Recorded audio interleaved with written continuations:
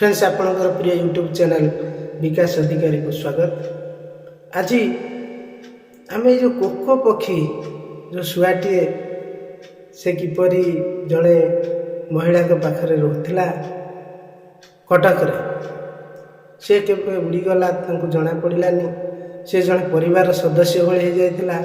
महिला जनक ताकू खोजी देवाई इनाम घोषणा कले 5,000 पर्यंत पुरस्कार देवाई से पछे नथिले, किंतु परवर्ती समय ता वन विभाग हाथ में पड़ा एवं एबे अनेक शिक्षाविद मुख्यमंत्री को मध्य पत्र लिखिले जे से शुआटी को तार से मालिक को फेरे दि जाए। इे वाइल्ड लाइफ एक्ट अनुसार देखा गले वन विभाग ता काम तार ठीक रे कर चलती, किंतु आईन आ इमोशन ये दुईटा हूँ गोटे कंट्रोवर्शियल जिनस।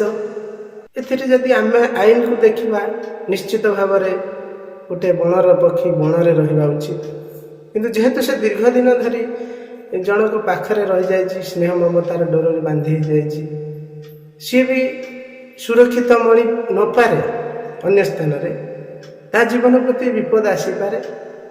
एपटे जे मालिकानी जे तार स्नेह जे रखी से अनेक दुख भोग करेंगे। फ्रेंड्स गोटे कथा मुझे कहवाक चाहूँगी जे जदि कौन उपाय ये जो वाइल्ड लाइफ एक्ट को जनसाधारण पाखरे भल भाव में पहुँचे दि जाता ताले ये सब समस्या हुए तो उपजंता ना।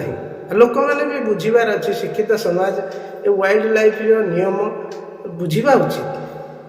वन्य जंतु को घरे रखा यह किपरि दंडनीय ये सब कथा को साधारण लोक पाखे पहुँचे दरकार। आज भी जदि भल भाव में सर्च करा जाए ओडिशा रे बोधे 5,000 अधिक शुआ बाहर लोक घरे रही तो ये गोटे कथा केवल आमको भाइराल कर विभिन्न कथा से मालिकाणी कांदुंट। एपटे वन विभाग दोषमुक्त होगापाई निज कार्य ठीक रे कर चलती, एपटे राजनीति आड़ कथा भी जाऊँ। शिक्षाविद भी मत देते एक कंट्रोवर्सी भितर ये नियम को ठीक भाव में परिचालना करने यथायथ प्रचार प्रसार आवश्यकता अच्छी ना कौन कहते फ्रेंड्स कमेंट बॉक्स में कमेंट देवे।